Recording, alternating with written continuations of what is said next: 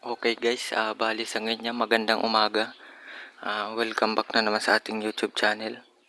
Bali sa ngayon nga pala guys yan, may upgrade tayo dito sa ating solar setup. Yan. Bali, ito guys, mayroon ako dito nga dumating na parcel. Yung in-order ko guys. Yan.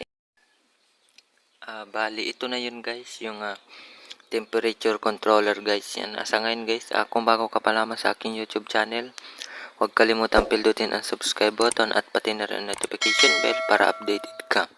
Maraming salamat.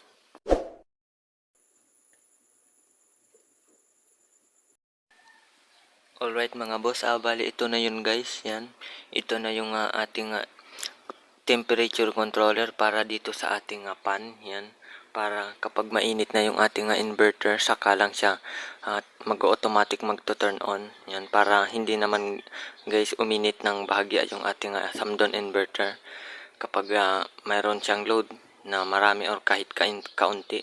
Bali sa ngayon guys, itong ating temperature controller nga pala guys yan. Bali, mayroon na siya guys display. Bali sa ngayon guys, tuturo ko sa inyo guys. Ito na yung video guys kung paano ikabit yung ating temperature controller nitong ating solar setup para sa ating inverter dun sa ating pan. Bali sa ngayon guys yan. Makikita nyo guys yan. Plastic siya guys. Buksan ko lang guys. Bali sa ngayon guys yan. Kung makikita nyo guys dito guys, yan meron siya guys dalawang display. Yan siguro dito guys sa itaas yung ating tawag diyan reconnect yung reconnect temperature controller, at dito naman guys yung disconnect ng ating pan para kapag siguro malamig na. Yan. Bali ganito lang siya guys kalaki guys yan.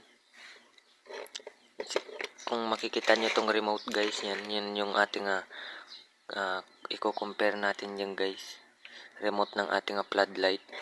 Bali sa ngayon guys yan, meron siya guys kasamang siyempre yung kanyang temperature sensor.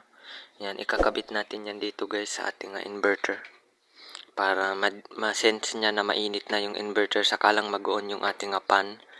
Yan. Bali sa ngayon guys, yan ang connection nga pala nito guys. Yan dito sa likod niya guys. Yan. Bali ito guys, 12 volt nga pala ito guys yung aking pinili para dito sa ating solar setup.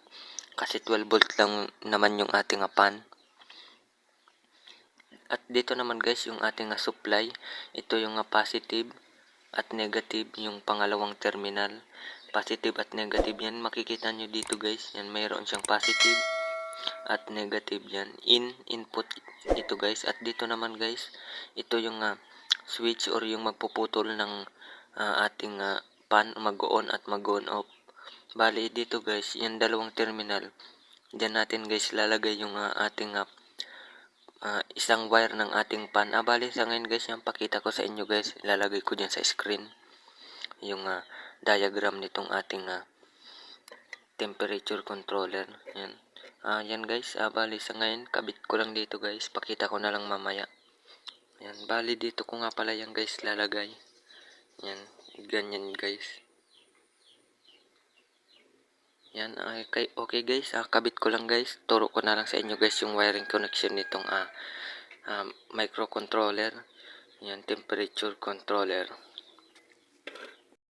Okay guys, bali, bago sa ngayon, bago ko ikabit itong controller guys, saan ito ikakabit guys kung magtataka kayo guys. Yan, bali itong ating controller, mayroon yan yung guys mga butas. Yan, pa-square na butas yan guys, paikot. Tatanggalin lang natin guys yung cover niya guys sa likod. Yan, at yan, kung makikita nyo dito yan guys, ikakabit yung ating temperature controller. Yan, ay sensor. Yan, kakabit lang natin yan dyan guys at itatakip na dito. Yan. Yan guys, okay guys. Yan guys, kabit ko lang guys. Okay guys, yan ay kabit ko na. Bali yung connection yan guys. Yan, ito yung input at ito naman yung out. Bali itong dalawang wire guys, yan na yung papunta dun sa ating pan. Yan, itong dalawang wire. At ito naman guys, dyan sa unahan guys yung ating input. Bali yan, nabaklas ko na guys yung ating solar setup. Yan, okay guys, sa ngayon guys, naikabit ko na yung temperature controller dito sa ating solar setup. Ito nga pala guys yung load namin yan, 223 watts. Yan. Ngayon yan guys. Bali sa ngayon guys yan. Na-install ko na guys lahat guys yan. Sa ngayon yan, bumaba na yung load namin. Naging 106 watts na lang guys. At yung harvest naman guys yan, 8 ampere na lang yung na-harvest ng ating solar panel. Bali sa ngayon guys yan, 38 yung ating cut off at yung 39 naman yung pag-on ng ating pan. Yung reconnect natin yan para mag-turn on itong ating pan para mapalamig niya yung ating doon. Bali sa ngayon guys yan, naikabit ko na guys.